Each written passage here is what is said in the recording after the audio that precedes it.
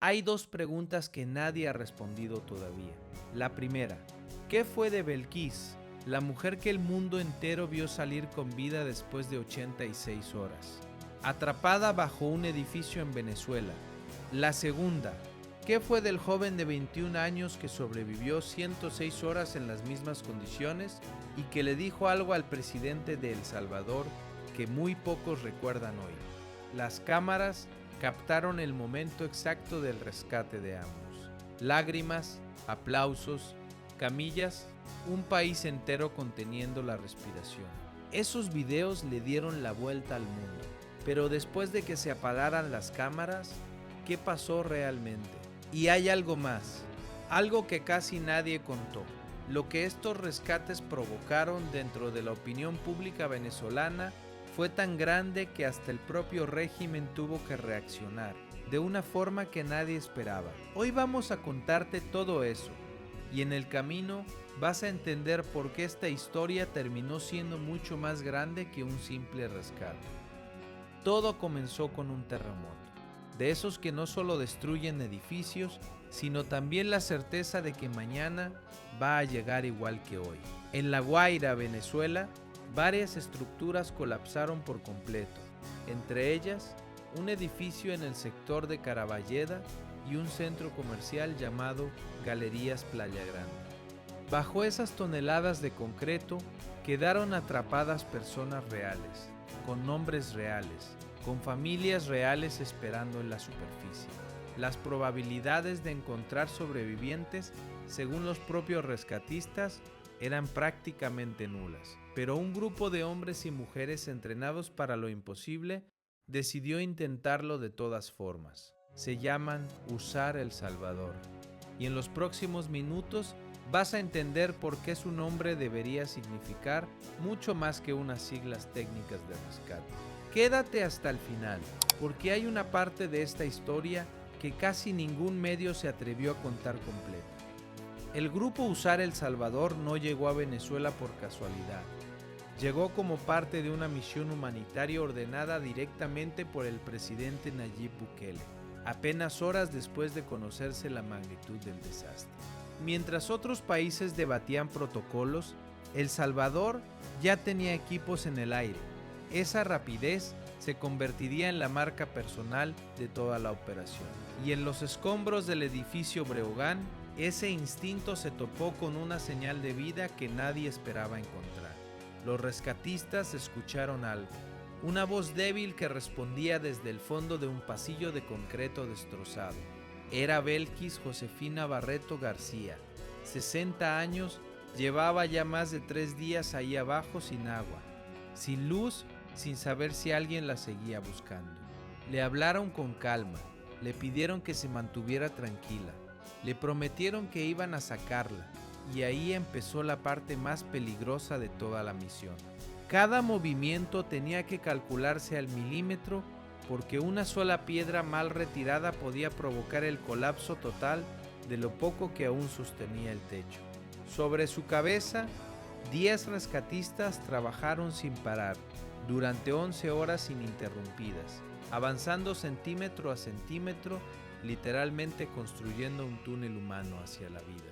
Y aquí quiero que te quedes con un dato, porque va a cobrar sentido más adelante. Mientras este equipo festejaba cada centímetro ganado hacia Belkis, a pocos kilómetros de ahí, otro grupo de rescatistas salvadoreños ya llevaba días luchando por llegar hasta alguien. Más, alguien cuya historia es todavía más extrema que la de Belkis. Belkis fue extraída con vida después de esas 11 horas. La bajaron en camilla entre aplausos y lágrimas. Pero su historia no terminó ahí. Aunque los médicos lograron estabilizarla en el propio campamento, su condición seguía delicada.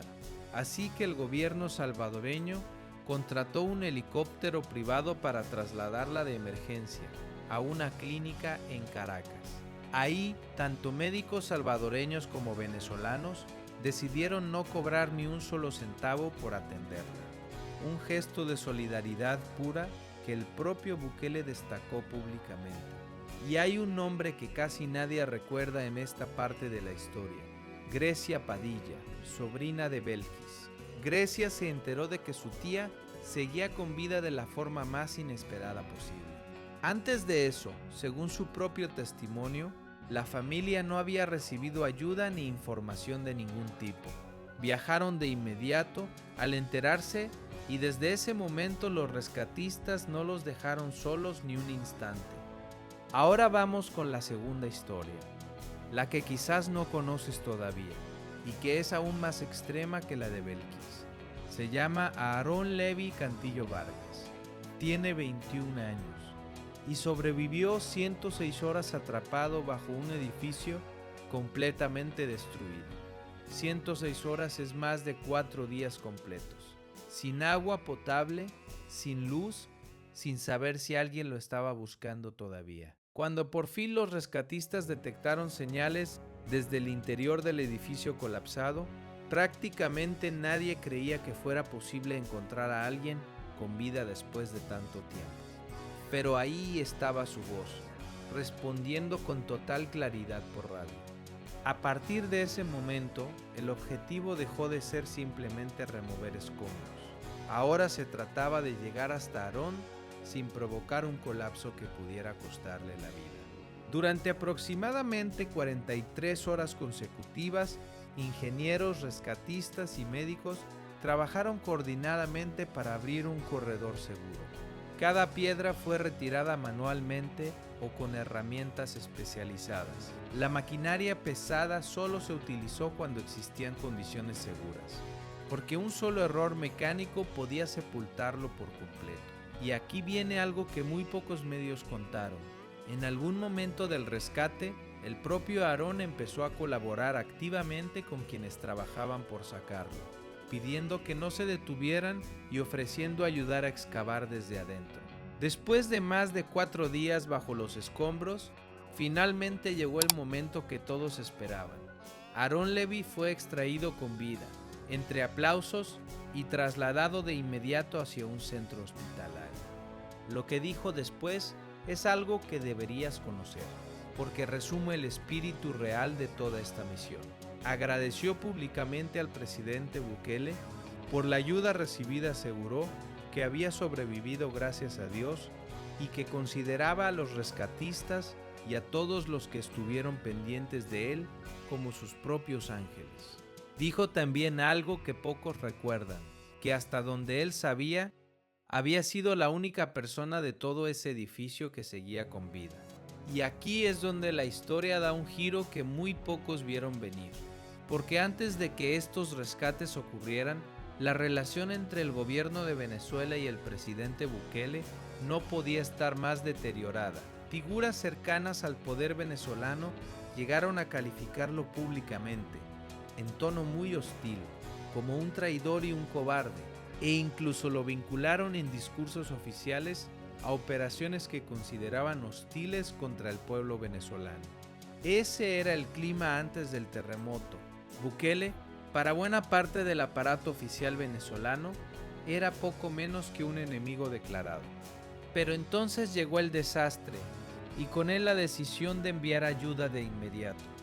Y algo empezó a cambiar en la calle, mucho antes de que cambiaran los discursos oficiales. Rescatistas salvadoreños trabajando con la bandera de El Salvador visible en sus uniformes empezaron a recibir un trato que contrastaba por completo con la hostilidad política.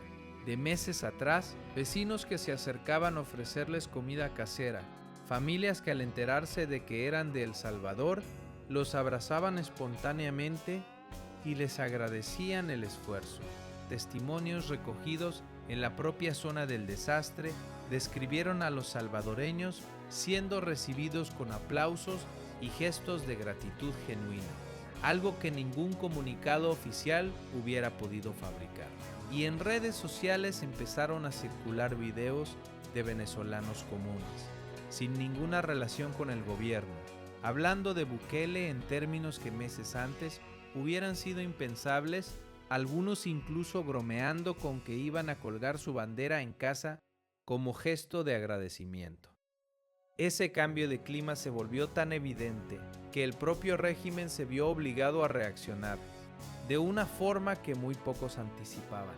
La entonces mandataria en funciones de Venezuela terminó anunciando de manera oficial la entrega de condecoraciones bajo el nombre de Héroe de Venezuela y Héroe Canino de Venezuela, destinadas a las brigadas internacionales que participaron en los rescates. Y ahí, entre la lista oficial de países reconocidos, junto a naciones como España, México, Colombia, Chile, Costa Rica y varias más, apareció con nombre propio: El Salvador. El mismo gobierno que meses atrás había llamado traidor a su presidente, terminó entregando una medalla con la palabra Héroe grabada, destinada entre otros a quienes él mismo había enviado. Lo llamativo es lo que pasó después de ese anuncio. El propio Bukele no hizo ningún comunicado especial sobre la condecoración, ni un mensaje triunfalista, ni una publicación destacando el reconocimiento. Simplemente silencio. Y ese silencio, lejos de ser extraño, encaja perfectamente con el patrón que ya conocemos de toda esta operación. La prioridad nunca fue el reconocimiento internacional, sino la orden concreta de enviar ayuda y salvar vidas. La medalla llegó sola como consecuencia, no como objetivo. Ahora volvamos a ese hilo que dejamos abierto al principio del video. Porque mientras las familias de Belkis y de Aarón celebraban sus milagros, otra familia seguía aferrada a la esperanza en otro punto. De La Guaina se llamaba Lucas, apenas un niño. El propio presidente Bukele reconoció públicamente que en algún momento muchos le dijeron que ya no había señales de vida, pero contó que la madre de Lucas nunca perdió la fe y que los equipos salvadoreños tampoco. Trabajaron durante días con menos del 0,01% de probabilidades de encontrarlo. Con vida, a pesar de esas probabilidades casi inexistentes, la misión continuó. Para Dios no hay nada imposible, dijo el presidente. En ese momento, lamentablemente, y esto es algo que casi ningún medio salvadoreño ha contado con el respeto que merece, el cuerpo de Lucas fue encontrado sin vida días después. No todas las historias de este terremoto tuvieron el mismo final que la de Belkis o la de Aarón. Y ahí está quizás la parte más honesta que podemos contarte hoy. No todos los milagros llegan a tiempo, pero eso no significa que dejar de intentarlo tenga menos valor. 3 historias, 3 desenlaces distintos, una misma misión dividida en 3 fases. La primera, la búsqueda y rescate de las víctimas atrapadas. La segunda, la instalación de clínicas de campaña en los puntos más afectados. Y la tercera, la entrega de 12 toneladas de insumos médicos, equipo y medicamentos, distribuidos en 5 hospitales venezolanos. 12 toneladas de ayuda no se consiguen de la noche a la mañana. Requieren logística, coordinación internacional y sobre todo la decisión política de priorizar esa ayuda por encima de cualquier otro compromiso.